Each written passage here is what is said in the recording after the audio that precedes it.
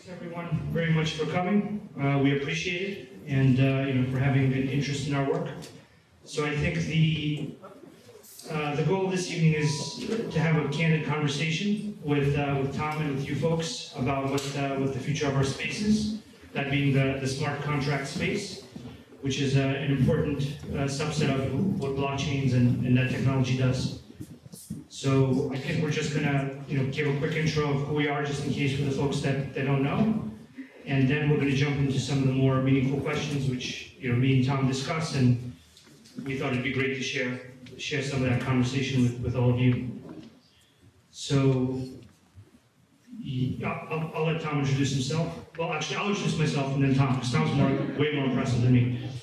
So we'll transition on a high note. I'm Sergey. I'm one of the founders of Chainlink. And what Chainlink does is provide data to smart contracts and allow smart contracts to get connected to payment systems. And basically what it allows smart contracts to become is something that goes beyond tokenization by connecting them to the real world, which is a very meaningful step forward. Because right now what smart contracts do is they move tokens around, because they can do that out of the box, which is great. Tokens are great, and ownership and cryptographically provable ownership and private key-based holding of assets is very exciting. But expanding beyond that is to contracts that can actually react to data, send payments, affect real-world systems, do something beyond token movement is in my opinion the next step. That's what Chainlink focuses on building in an open source and security reviewed manner. Great, so I'm Tom Gonser. I started DocuSign, 16, 17 years ago up in Seattle. Anybody use DocuSign? Good, hopefully you'll have it on your phone too. That's something you don't know that it can do. No, started a company in 2003 in Seattle. 2003 is a long time ago if you think about the technology that was available back then. And we basically we made what was already in place. There were electronic signature tools out there, mostly PKI tools. They were actually pretty complicated. And we just took it a different direction. We took it to the web, we made it simple, we tried to hide the complexity, make something that was actually usable across a bunch of different markets. And last year we went public, so we had a good run. Yeah, it's Tom was underplaying it a little bit. It's like the leading e-signature company that got the industry basically off the ground. So the reason I've always found Tom very insightful is that he's been able to get an industry like e-signature off the ground and see it through to a successful, widely adopted, widely used technology product that wasn't obvious back when he began building some of the first actually useful solutions. So it's very similar to the position that many blockchain companies like us find themselves in that we have a very great forward-looking perspective, but there needs to be a lot that happens today. And Tom has done it all. Yeah, no, it's really interesting. There are a lot of parallels here.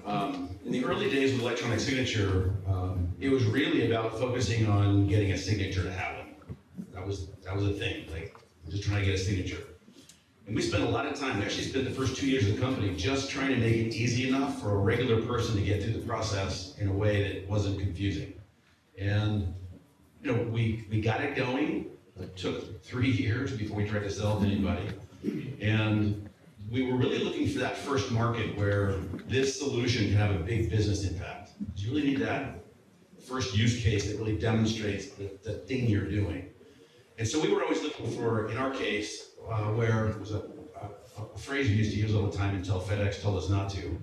We were looking for that place where when overnight is absolutely positively way too slow. And we used that a bunch, and then they finally gave us a cease and desist letter, which I really just wanted to let them sue us, because it would have been a great lawsuit. But those markets where overnight is absolutely too slow became real estate. Because you think about a real estate transaction, FedEx is too slow for real estate. I'm going to get in my car and drive across town. And so that was our initial target. And we did a deal with one of the leading companies in the real estate space to try to ignite that. They do all the forms for real estate, it's 65% of the market. And we built it into the product, into their product, It's like, okay, this is gonna go crazy. And then it didn't.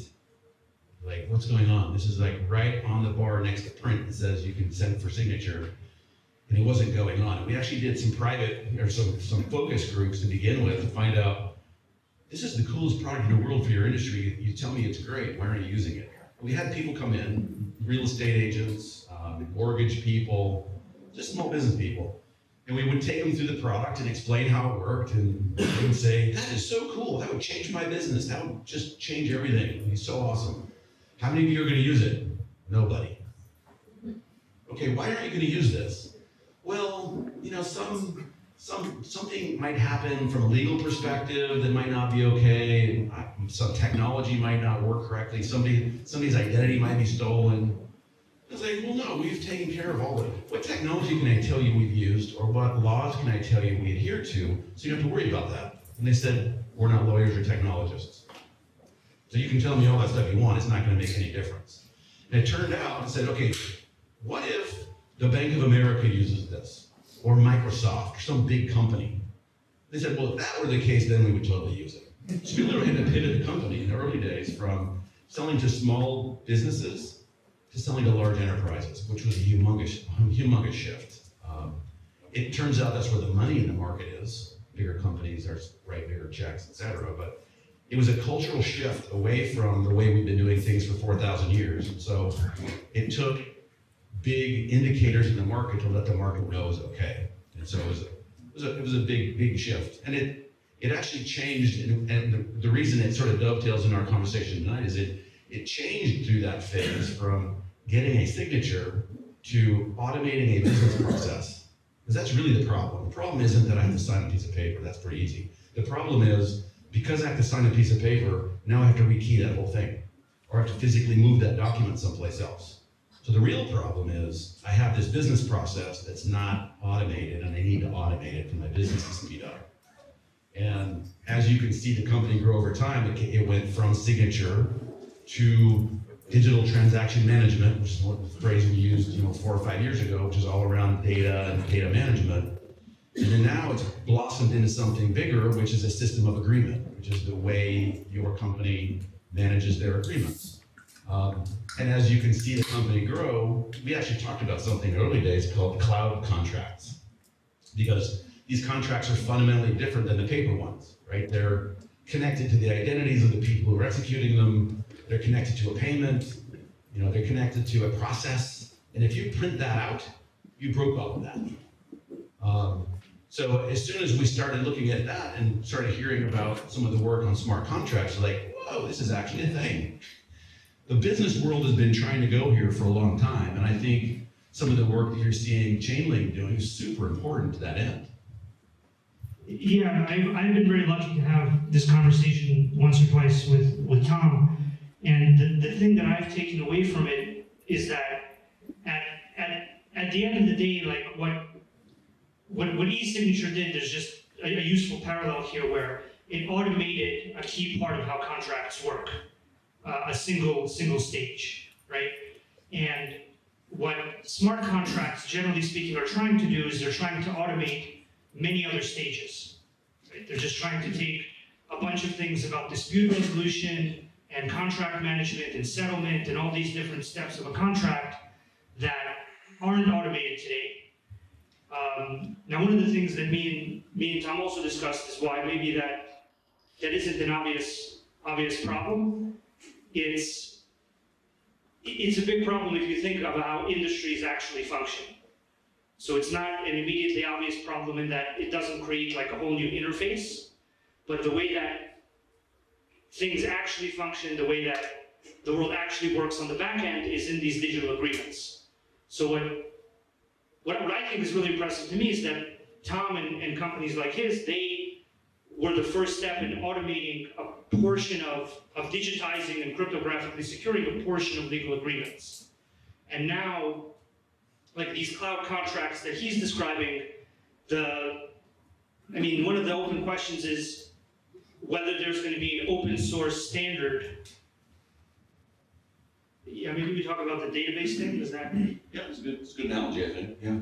So the cloud contracts and all that type of stuff, me and Tom, I've had the good fortune to discuss these things with him already as well. And I mean, the insightful idea, I think, is that since the 80s, people have been selling a shared database.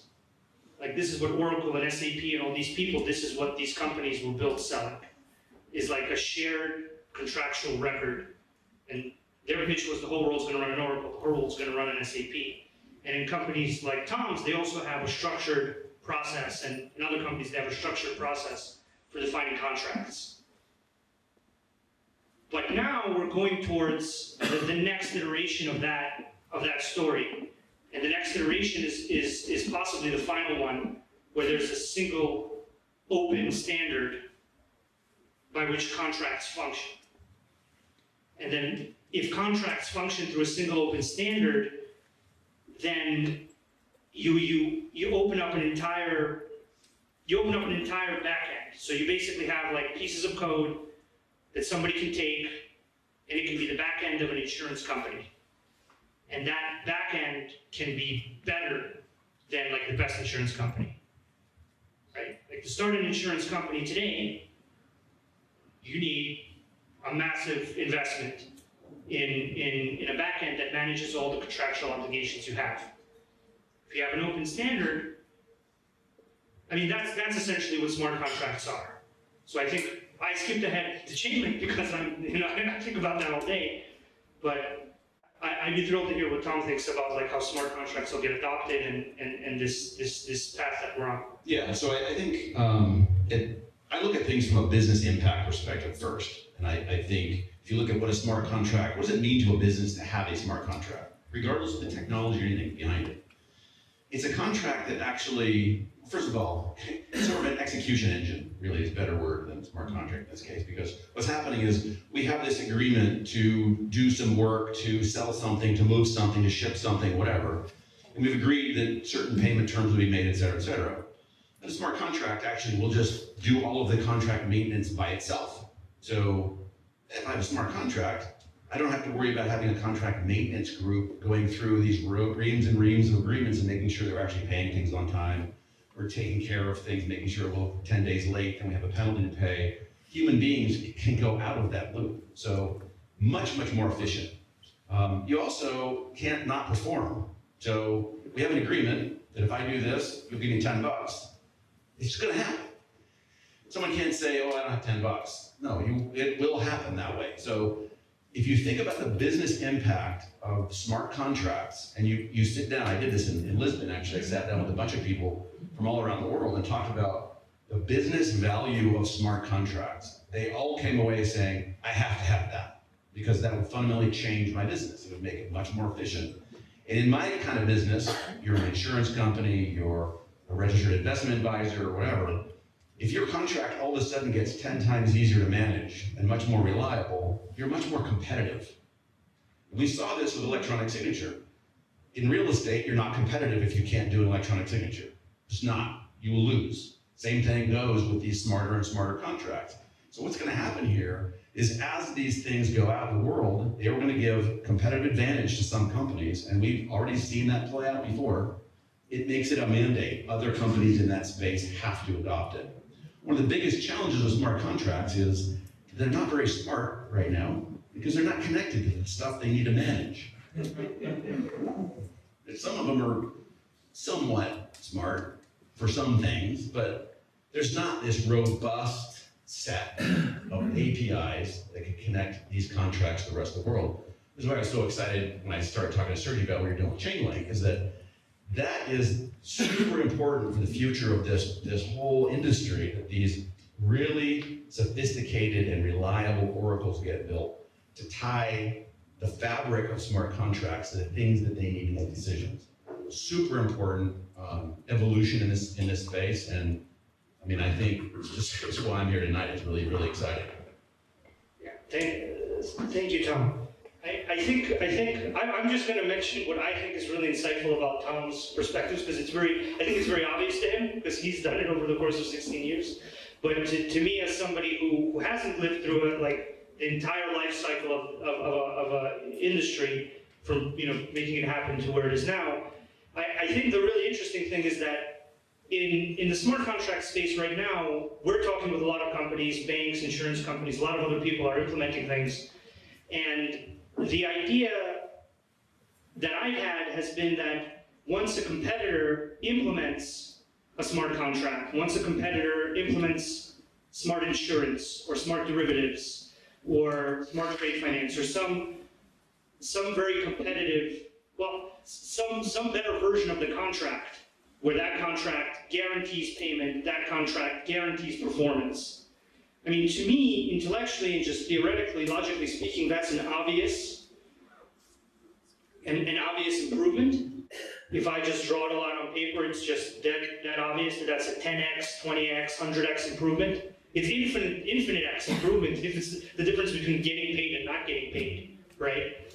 And a lot of people are waiting for the space to go beyond tokenization. So to me, tokenization is like email. And all the use cases getting built right now are the things that came after email in the initial internet. They call them marketplaces and e-commerce and all that stuff. And I think Tom's experience here is very valuable to take note of in that, I mean, this is what I think will happen. There will be one or two insurance companies that will go all in and make a great smart insurance product, and the rest will run to catch up. And that's generally how insurance has adopted technology. It's generally how a lot of other industries have adopted technology.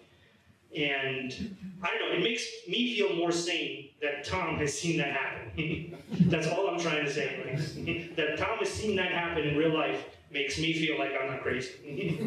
Well, I think it's almost obvious that if you have this capability in smart contracts that can be self-executing, and there's a gap in the market for all the connection points that they're going to need to make decisions, it's a huge opportunity. If I'm a developer and I know a particular industry, a particular type of system that would have useful data for a smart contract, it's a humongous opportunity for somebody to actually start building that. We talked about it earlier. I think you think about really successful enterprise software companies, open source versus not, set aside for a second, but Salesforce is a very successful company. You know, they've done incredibly well. I would say a big part of the reason Salesforce is so successful is because of the app exchange. Because you can take your instance of Salesforce and connect it to a whole bunch of other stuff that other platforms just don't have. I think the same thing plays out here. I think the platform that has the most robust oracles, has the most infrastructure, is the most trusted, has a humongous opportunity to be the platform that people turn to. And I would even say, I'm not a purist in any regard from a technology perspective. I think permissionless distributed networks are fantastic. But I think oracles could be used. I think the DocuSign platform could use oracles. If it's got good data to make decisions, it's a closed system, at least today, but it could use those oracles to make decisions, to make contracts in that system smarter. I think other applications out there could actually rely on these oracles for reliable data. So I think it's beyond just smart contracts in terms of the value of these oracles. I think it's going to be much bigger than that. Yeah, thank you, Tom. I guess I can just share my opinion. I obviously have a very long-winded opinion about oracles that goes off into like 15 different directions simultaneously. So I guess I would say that the points that Tom made, I think, are absolutely right, that if you're a developer or whoever's making smart contracts, whether it's a developer or somebody through some interface that combines various inputs, somebody makes that easy enough for people to do, that the smart contracts that they'll be making will need various inputs and they'll need various outputs. I mean that to me and Tom at this point is pretty much obvious. And without that existing, it's not clear to me or Tom or a number of other very smart people like Tom that I've spoken to as to how the space is going to move beyond tokenization. And I mean, that would really suck. We would just stuck in tokenization for another 4 years. Like, what would be really, really cool is if all of a sudden the whole world just runs automatically and people keep their contractual obligations because they're cryptographically enforced against data feeds that automatically tell people what happened. So I'm curious, with that, what's your history in starting Chainlink? I mean, what was the initial idea and how's that changed over time? Yeah, so actually when we started building smart contracts about 4.5, 5 years ago, we initially thought of smart contracts as these smart contracts.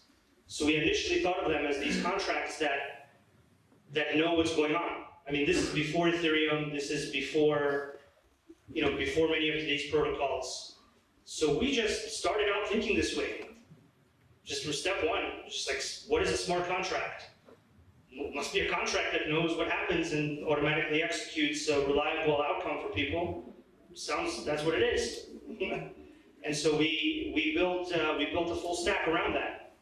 This is before we had other people building parts of the stack for us, right? Before we had like Ethereum doing smart contract state and other people doing other parts of the stack.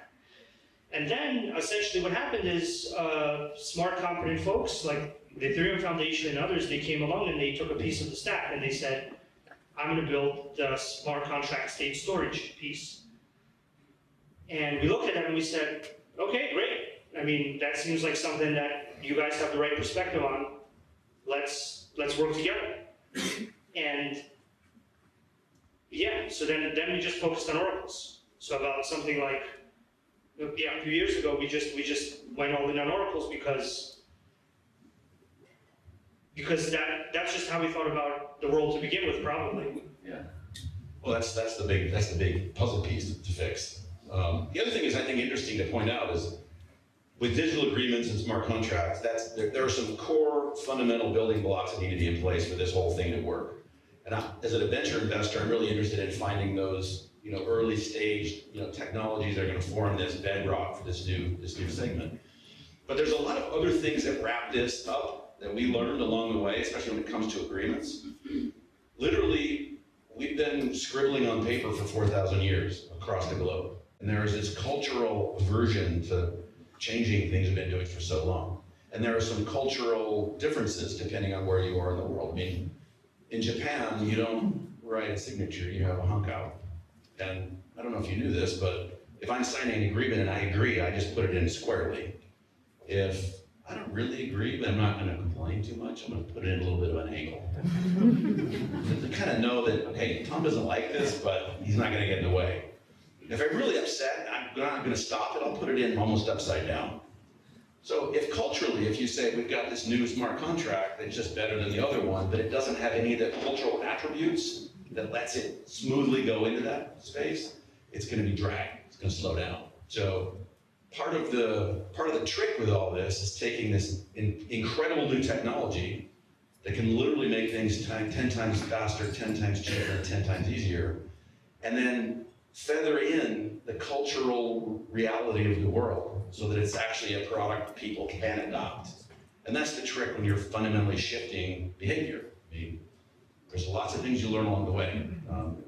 Lots of cultures are different around the world. There's a lot of legal differences around the world. Even in the US, when we got started, there was one federal e-sign act, but a lot of the states didn't really recognize it. Each state might have its own opinion about whether something's legal or not. So there's still a lot of areas that need to be thought of in a complete solution. A lot of that work's been done, I think, in the US. The Federal E-sign Act does actually contemplate a lot of the activity of an automatically executed agreement. I'm of the opinion we don't need a lot of new laws for smart contracts to have legally binding effect. I think we've already got them. There are some people who are looking at new laws. I think they mean well. In some cases, some states are proposing new legislation for smart contracts, which is good on one hand, but then if that state says it's flavor A and then the other state says it's flavor B, that's friction. So then what we want to do is leverage as much as we can of the stuff that's already been built here, and get a uniform legal framework that makes smart contracts work across the whole country. Yeah, I mean, one of the other things I've taken away from my conversations with Tom and on this point is that I think that there are already a good amount of interfaces, high quality interfaces, like DocuSign, like other vertically focused interfaces in very specific industries that own a customer and that provide the necessary user experience, the necessary legal compliance, the necessary, partly and possibly soon, the necessary private key management capabilities in order to quickly get that customer onto a smart contract enabled backend.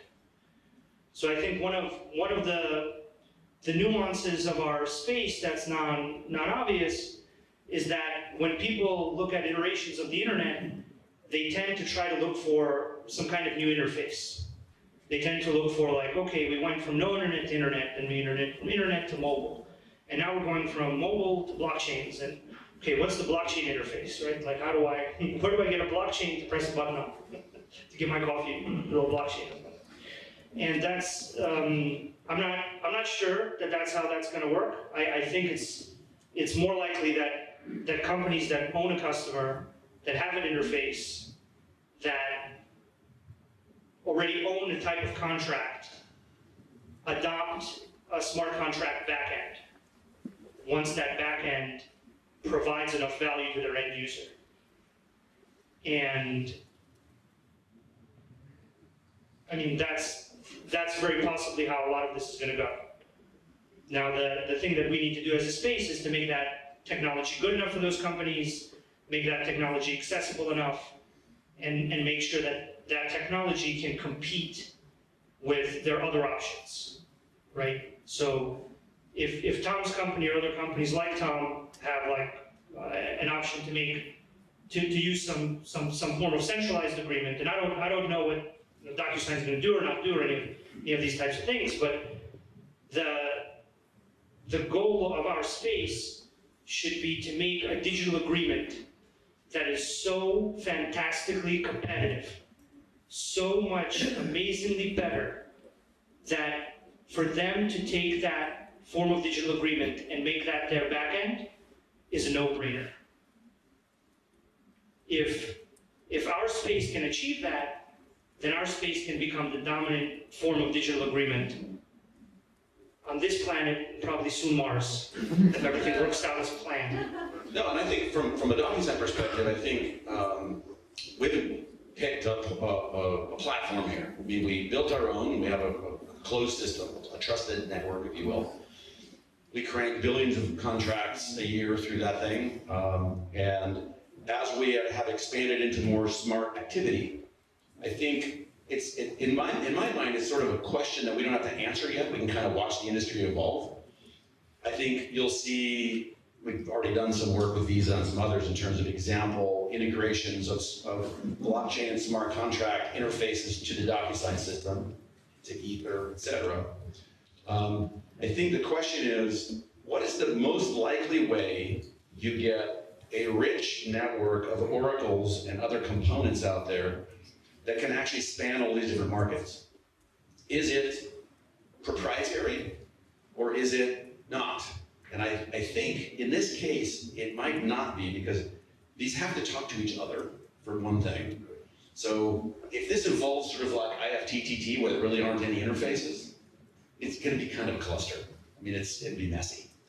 If, on the other hand, these components were actually built on an open standard, where there was intercommunication possible, then I think companies like DocuSign should be able to adopt that and, I mean, help it grow even faster, to the point where, you know, the distribution mechanism for a contract and the security mechanism, the identity mechanism on the DocuSign platform is all flexible. It doesn't need, I don't care what identity tool you use or what identity proofing tool. We offer lots of them.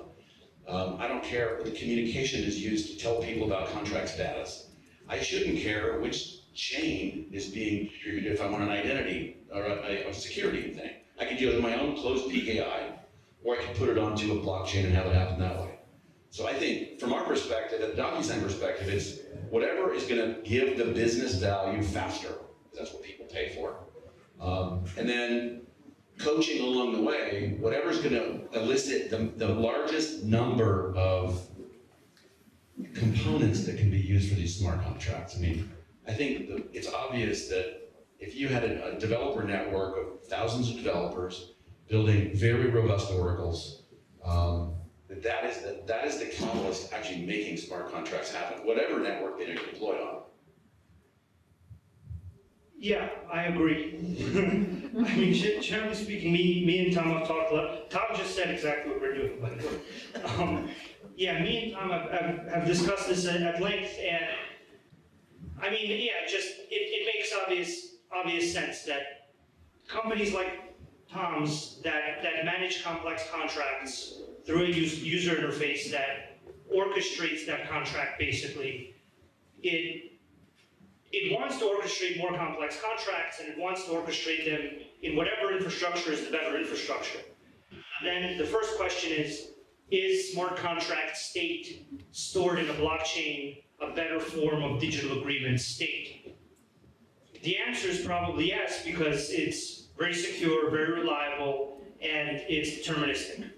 So that state, once given the right inputs, will definitely change to provide a guaranteed result to the appropriate contractual party, right? So it is a huge difference. Like today, we live in such a different world that we don't realize what a huge difference that is, right? The world we live in is a very probabilistic world, where I have a contract with you, and maybe I don't fulfill my end.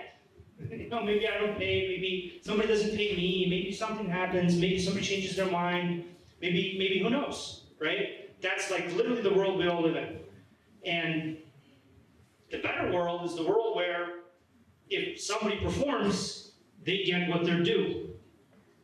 If somebody makes a commitment and certain things happen out in the world, then they fulfill that commitment automatically. That's a fantastic world from a contract perspective, when you can have complete contracts, basically in as many places as possible. And so then the first question is, do blockchain-based smart contracts enable that? I mean, they do. They're the only infrastructure that has that property. So that really leads us to believe that Tom's end users would want that. And then if Tom's end users want to do something with that other than move tokens, then it makes sense that they need reliable inputs that reliably trigger that contract in a way that maintains that determinism, that maintains that property of, you will definitely get what you're owed if you do what you said you would. And that's, I mean, essentially that's where oracles come in, that's where Chainlink comes in, that's where the ability to reliably trigger and reliably conclude a contract that's stored in this different blockchain-based format is what's needed and what's missing, and what needs to exist for the types of contracts we're all interested in to move forward. Tom, I think maybe there's one or two examples. You had an interesting example earlier this evening. Sure. So a couple of years ago, I was talking to the California Department of Transportation.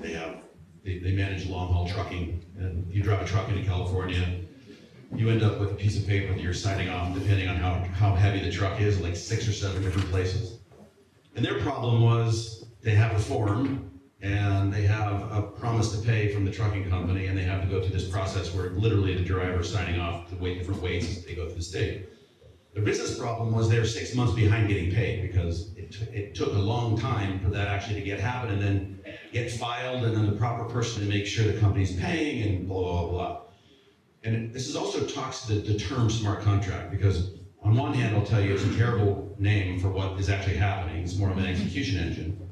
On the other hand, I'll tell you the term smart contract is actually brilliant. We used to talk about templates. Templates is a really bad marketing term, because people have no idea what that is. So if you tell this customer, hey, you could make a template that would actually do all that work for you, they kind of glaze over.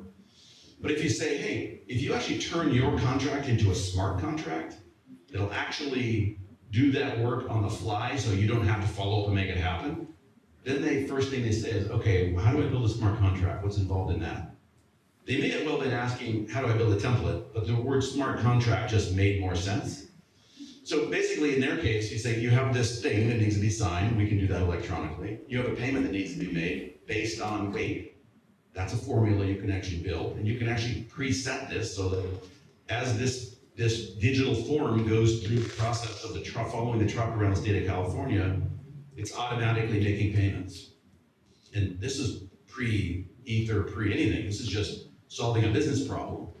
But it's a good example of an area where the overweight follow-up and, contract administration is actually costing the state of California 6 months of being late to getting paid and having to hire hundreds and hundreds of people to try to manage it. You can see how crystal clear a smart contract in that case just makes so much sense for that business problem. And there's so many business problems that they don't seem obvious because we've accepted that that's just how it works. Well, you have to just take 3 weeks to do this because it has to follow this arcane path. So that's why it's kind of hard for people to come up with, here's all the great examples for smart contracts when they've already accepted stuff that we don't have to accept anymore. Yeah, I think this example when Tom shared it with me earlier was a very interesting one where you literally have thousands of these truck drivers with data coming off of their vehicles. You literally have all these stops recording their weight, and you literally have a simple formula to decide how much they should pay the state of California. All of that can be made programmatic. All of that can be made secure and tamper-proof so that nobody can collude or game how much somebody should be paying. And it could all be made to work completely automatically. But it just doesn't. I mean, it just doesn't because for whatever reason, the confluence of centralized technologies that exist today to solve that problem, they don't solve that problem. I mean, they don't solve that problem in a way that people have adopted a solution. And in so many cases, they don't really even know that's a problem. Yeah, I mean, this is the thing that I don't think is obvious to folks in San Francisco and in places where a lot of people work on consumer stuff. I think I think the reason Tom and I and some folks in the smart contract space really appreciate the impact of the space is because we've ended up talking to the end users. We've ended up talking to the people who manage how an agreement works today and how its failure means that truckers don't get paid or something else doesn't happen or maybe somebody can't have insurance or some other real world problem exists. And I think this is the slight disconnect that exists in certain people's minds. Like they can't see the exact connection between how does changing the way all digital agreement works change how something works in a better way. I mean, I can understand that. Me and Tom, we work with people every day that they have digital agreements and they don't work, or they have paper and they spend 3 weeks mailing paper to each other, and then something gets lost and somebody loses a few $1 million, and then that means 20 people got fired because the company lost money, and then there's 20 people that are fired. Okay, not good, right? But so I think that the place I was going with this was that if you really want to understand the value of smart contracts and the value of the more complex smart contracts, in my experience, it's useful to find a use case or two that you can understand why it's important. Because it's not, those use cases are very important, but they're not as immediately intellectually accessible as I can now send my photo to my friend. Like they're a little bit more complex, they require a little bit more kind of like, let me really think about what this does. It's also really fun, I think, too, because a lot of people talk about electronic signatures, that's a really boring industry you're in, fall asleep, crazy. But what's interesting is we're taking something that was really frustrating for people and actually making it simple. And with smart contracts, it gets even simpler. And the impact of that's very interesting. I talk to customers all the time, like, oh, I love DocuSign, it's so cool. It's like, I love the fact you love it, that's really cool, but that's not really that cool. Why are you so happy? And we did some research and we found out we were getting credit for what they were actually accomplishing. I love DocuSign, my kid got into the university with DocuSign. Like, no, your kid did really well in school, and you signed the thing with the university. I bought my house because of DocuSign. No, you buy your house because you had money and we made it a lot easier. And it was really frustrating for you before, and now it made you happy, so you're really super pumped about it. And so I think from a product person and developer, when you hear that kind of feedback from people, it's super energizing. And I think we're not done in the automation of this, obviously. Smart contracts are going to get smarter and smarter and smarter. The Oracle's going to be brilliant. And then, then we're going to have to think about what's next after that. But the cool thing about this particular space is you're taking something that's super frustrating to a lot of people and making it easy. And the feedback you get is just really empowering. It's really fun. Yeah. I think at the end of the day, this just goes back to one of the points we touched on earlier. I think one of the big beneficiaries of this technology are going to be the people who have a front end that allows people to benefit from a better contractual relationship. That allows people to, go from, I always used to do these business deals where I would promise some kind of service, like a marketing service or some other service, and I would constantly not be paid. Like I wouldn't get paid for my service. I would have spent 20 hours that week and I wouldn't have gotten paid. And then DocuSign or a company with an interface came along and gave me a smart contract that got me paid. And now I do my work and I get paid, and I can pay my rent. And so I think at the end of the day, I think it's a seismic shift in how the world works, and then people probably attribute the actual change to the interfaces they end up using, because that's what happened with the e-signature. That's what's happened with a lot of things. So Sergey, tell me how we get there from here. What are the things that need to happen in the industry and the market for thousands of oracles to get out there and use?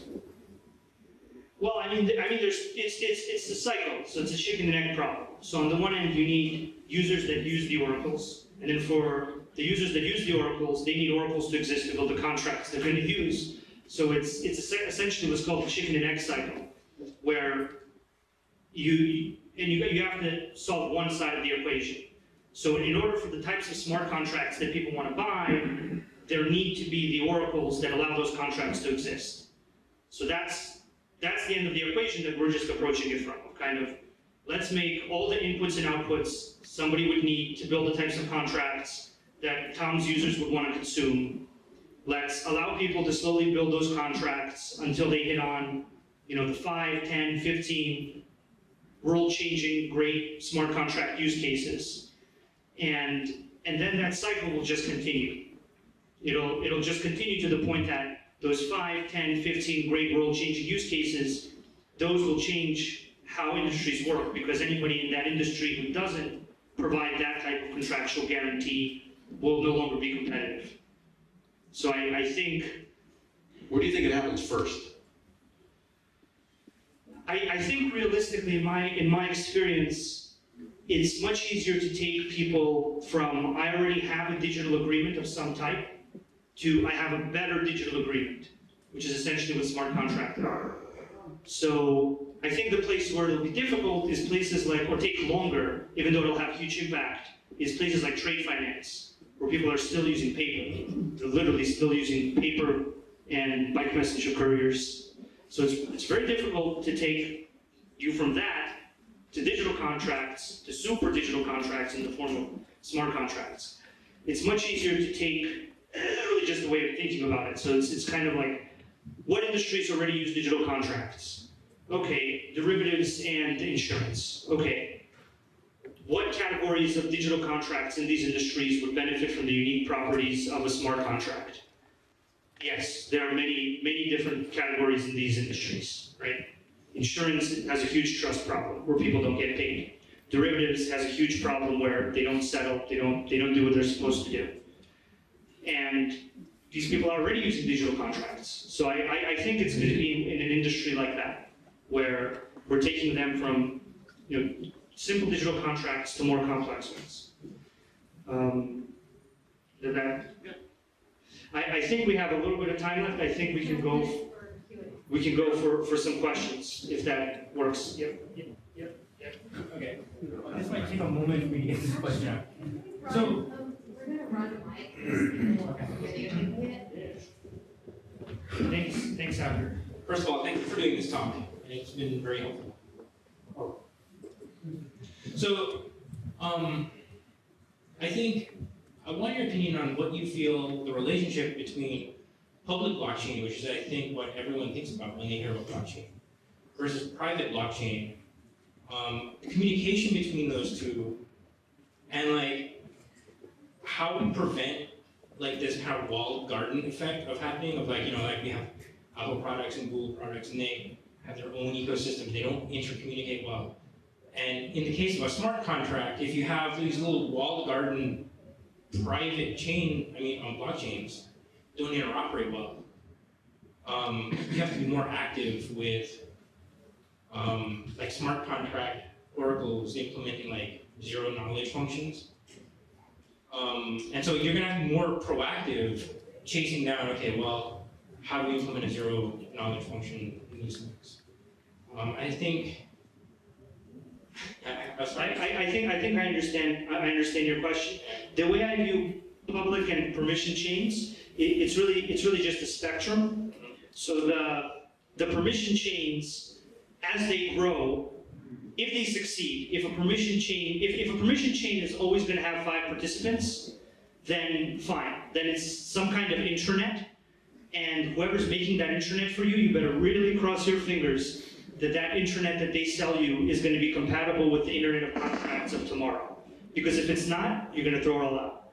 Now, if it's not going to stick with that 5-person group, if it's like a bank consortium chain, then that permission environment will just grow, right? As it succeeds, let's say we have some kind of vertically focused derivatives chain, and it just wins, it just becomes the one. So now there's 10 banks, 20, 50, 100, 200, 300. And so the more it succeeds, the more it looks like a public chain, is basically what happens. sure, but like from a privacy standpoint, on a public chain, you can see whatever the hell's on it. And I don't necessarily want people to know what is in my bank account on a public chain. I would much rather, a smart contract saying, okay, well, I'm going to communicate with this private chain which has my bank information via a zero knowledge function. Yeah, that'll make sense, assuming that a private chain can process that and verify that, and that can be the role of an oracle. Essentially, the more detailed answer to your question, I think you have a slightly more detailed question than I understood, is that you can have oracles that orchestrate the relationships between the private and the public chains. And the way an oracle network like Chainlink views that is, where is the data, where is the payments? So if the payment event or the data event you want is in another chain, then Chainlinks can get that. Yeah, I think now that we've established what the idea is, I want to know what you're going to do about it. Because like, as the person who's providing oracles, you're going to probably be the one that has to orchestrate between these walled gardens who don't want to talk to each other. Yeah, so what that really hinges on is on the private key, on 2 things. Well, it hinges on the private key management capabilities of an oracle, because essentially what that'll mean is that an oracle, well, depends if you want to broadcast or just process things. If you just want to process things, well, then the public key needs to be permission. Long story short, it comes down to the private key management of the oracle and its ability to interact with multiple chains. So as long as you have an oracle that can securely maintain a private key through security procedures like trusted hardware or other procedures, maybe Schnorr signatures for multiple signers, whatever other procedure you want to implement, then that's key step number 1. Key step number 2 is that you have an oracle network, is you have a place that you can go to that will integrate with all the different places you want to use. Like as a developer, you don't want to be building an app and then realize, oh, I want to do something over there in that part of the world, and oh no, I can't, right? I can't talk to that chain, or I can't talk to that API. Like that's the world developers live in all day. Smart contract developers, that's like their world today. And so the first piece of it is a secure actual oracle, a secure oracle, not a piece of junk, a good secure oracle. And then the second piece of it is a wide breadth of all the connectivity you would find useful, is the general answer. Okay. Yes? Sorry. Sorry. Yeah, sure. So when it comes to binding legal contract to a smart contract, where does that relationship become fuzzy, and where is it clear cut?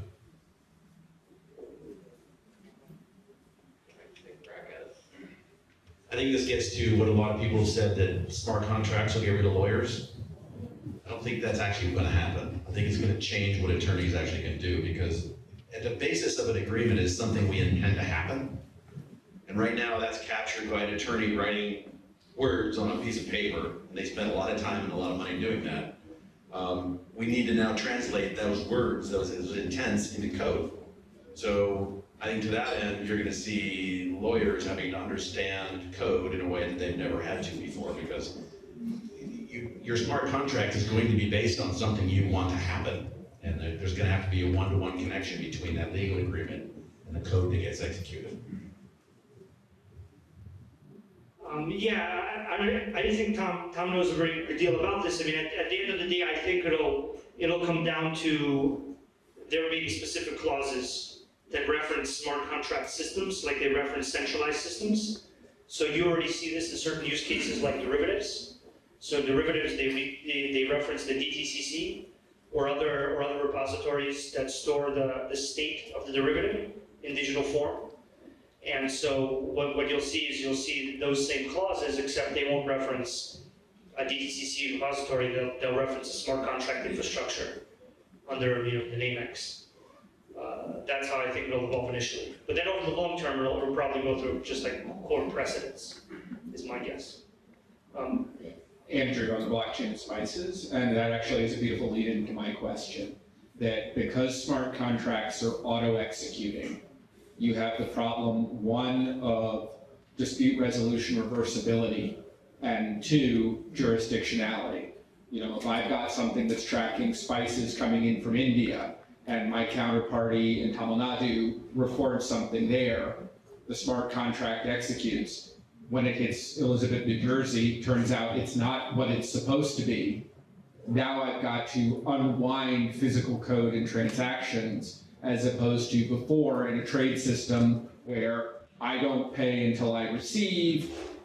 My lawyers can say the contract was established in New York, state of New York, and that's where it's going to have ADR resolution. And so I'd love to hear your thoughts on how you handle the actual legal nuts and bolts of a smart auto-executing piece of code that can wreak havoc in the 90 days it takes to have the physical object catch up to it.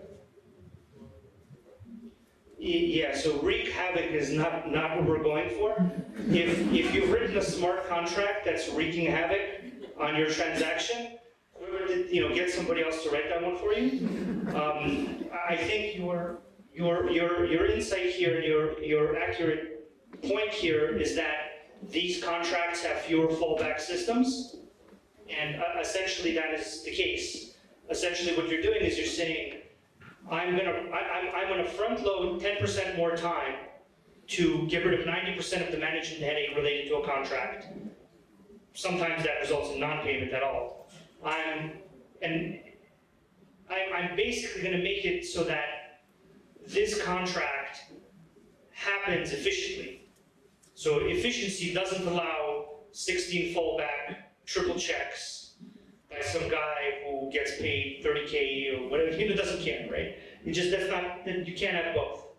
So you can either have a well-written contract that's very efficient, has reliable data feeds, and those data feeds are good, and the way it's written is good, and it's not a wreak havoc contract, and it actually provides that efficiency, then great. If your smart contract, let's make a smart contract that you paid in my house the right shade of blue. That's a wreak havoc. You don't want to, don't turn that into a smart contract. Let's do a contract that the truck passed the state border via GPS. The truck weighs this much at stop 1, 2, and 3 from very secure, cryptographically proven data feeds. That's a good one. I think that, just to follow on that works well in advanced economies. If you want to see actual penetration, especially in emerging markets, you have to deal with the uncertainty. And so I would encourage you to think about that as you build your systems. Yeah, I mean, one way to do this is you build exit hatches and you have people with signatures say that we're taking the contract to state X or state Y. You can always have an oracle as part of a multi-signature, where it's one of the signatures and then you need an approval from another person. I mean, you can do that. Yeah, you can do that. I mean, realistically, in the emerging markets is where I think a lot of this efficiency will have the biggest impact, because in the emerging markets is where a lot of people end up not getting paid because they can't come to the US and sue somebody even though the container ship arrived and it cleared customs border protection and 50 other wacky things, just like the person over here can't go over there. Well, the person over here can go over there and sue. The person over there can't come over here and sue. So the person over there goes from not probabilistic, they go from unreliable to reliable. So it's a big... Thank you. Yeah, you're welcome. Okay, yes?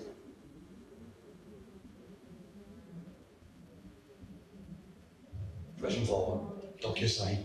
So you're a targeted company in that space, and now you're offering blockchain. So you have a blockchain offering in your portfolio. How is that going?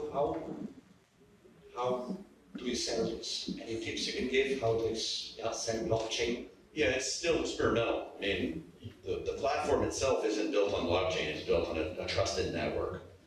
You set up a contract, it executes based on the rules you put in the contract. But it's not on a distributed network.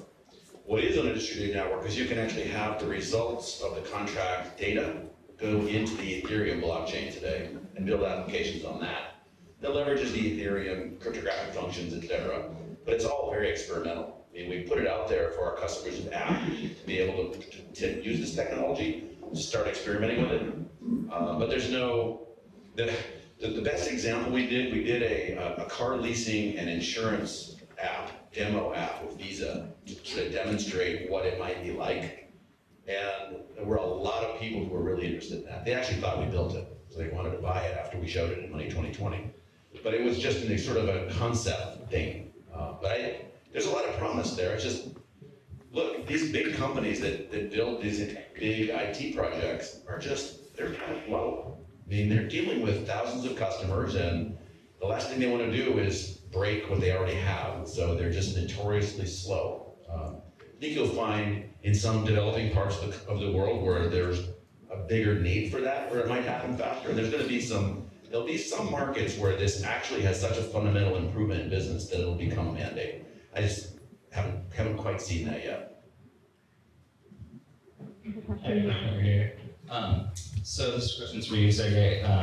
As far as the network of nodes goes, beyond just competition and just like the rating of the reliability of the nodes, do you have any plans to have like a mechanism or a system by which you discourage monopolization of the network, where you get sort of like a Bitmain of Chainlink nodes? Just like encourage like diversity in the network, and like do you plan on needing to step in, or do you think that's something that could be solved by the system itself? Yeah, so at the end of the day, our system can be viewed in two ways. One way to view it is the way I think you're viewing it, and it's an appropriate way, is that people are essentially, it's a new form of mining. So they're mining inputs into various chains. So it's a way to mine inputs and outputs out of whatever chain needs inputs and outputs, which if smart contracts go somewhere is going to be pretty much a lot of it, not all of it. So that's one way to view it. Another way to view it is a marketplace where essentially the end user makes a decision about the security they're purchasing. So that decision goes along a few dimensions. One dimension is, how many independent node operators do I need? Do they run SGX? Can they provide me some version of zero-knowledge proofs? Do they use some homomorphic encryption? Whatever other layers of security might be offered. And so the answer to your question is that, unlike other networks where people are forced into a predetermined mining scheme, in a marketplace scenario, a user can determine essentially the type of nodes he wants, and in that case, if an important dimension of that becomes, I want assurance, or I want different node operators, or I want assurance that different data centers are being used, or we're not just using AWS. I have a node that's on AWS, I have a node that's on Azure, I have a node that's on Google. If these types of assurances become important to people, then the flexibility we luckily have is the ability for them to just choose those oracles. So, I mean, how would that look? I mean, that would look like probably certification of certain facts about that oracle, cryptographically or through some other means, and then people would purchase that. And those oracles would be able to charge a premium for it. So the answer to your question is it's what people want to pay for is what Oracle node operators will eventually offer. And does that answer your? Yeah, more or less. But if there's like one particular really necessary data feed that only one node or a group of nodes has access to, could they theoretically kind of like guard that data? Oh yeah, I mean if it's your data, it's your data. I mean there's nothing you can do about that. You can get multiple nodes to verify that one source, but if an official data source says, I'm selling my official data only this way, and they sell it that way, I mean it's their data. We can't, I mean what can we do, right? That's fine. If you need redundancy, if people are willing to pay for redundancy of data, then there are probably other places where they can get the same data, and that could work. We have one more question. Can you talk a little bit about who's buying from Chainlink today? We're all in because we're here, and it looks like there's a lot of activity going on the supply side. But I view you guys as kind of a leading indicator because of the richness that you can bring to this. So, as a leading indicator, where are you guys getting attraction? Where are people? What industries are people buying from you guys right now? So there's a few categories. I think it splits between. It focuses on the folks that have digital agreements already, so derivatives and insurance. And then there's a number of on-chain financial products or various on-chain kind of crypto startups. So there's a multitude of different crypto startups that are building various contracts that need data feeds to function. And it's unclear as to which of them will succeed. And then after that, it's various industries where this technology is going to take off first. It's going to be derivatives and various, just so you know, derivatives and prediction markets and betting, it's all the same thing. It's all different words for the same thing, just so you know. Yeah, so it's basically on-chain financial products, which is also the same thing. And then insurance and yeah, so those are essentially the categories where I think adoption is going to happen soonest. I mean, you can see that from a lot of our announcements. And then there are a number of platforms like OpenLaw and like others that are building interfaces where people construct the contract themselves, and then that's completely left to the success of those platforms, right? It's kind of like if people go to that platform and they build a lot of contracts, and those contracts need market prices or something else, that's one of those things that can just come out of left field and be a huge success. It's difficult to predict. So it's really in three categories: derivatives, insurance, and then people building platforms that need data feeds where people can build various contracts. I think that was the last one? Yeah. Okay. So just one last thing. First, I'd really like to thank Tom. Thank you very much.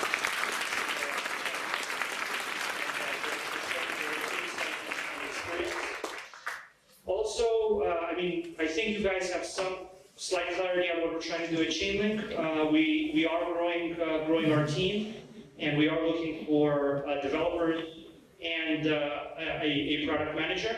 So if you folks have anybody who wants to get into blockchains and crypto and smart contracts with a team that's going to win, then I think they should talk to. You'll be doing them a favor. put it that way. Come back to you in a few years, but thank you so much.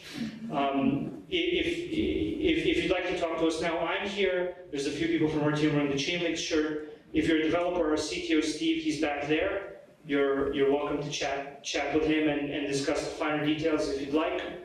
And I'll be around as well. Thank you all very much.